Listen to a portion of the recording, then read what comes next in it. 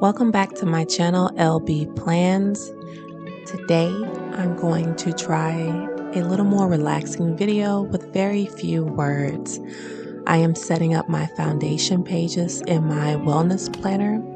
My wellness planner is the Hobonichi cousin. I found that creating foundation pages for my dailies just helps make the page seem less intimidating. Also, if you're looking for an alternative writing board, I purchased a pack of clear cutting boards from the dollar store and cut them down to A5 size using my guillotine paper cutter. It is very, very useful. So if you're looking for an alternative and don't want to purchase one online, give it a try. As for everything else, it is pretty self-explanatory.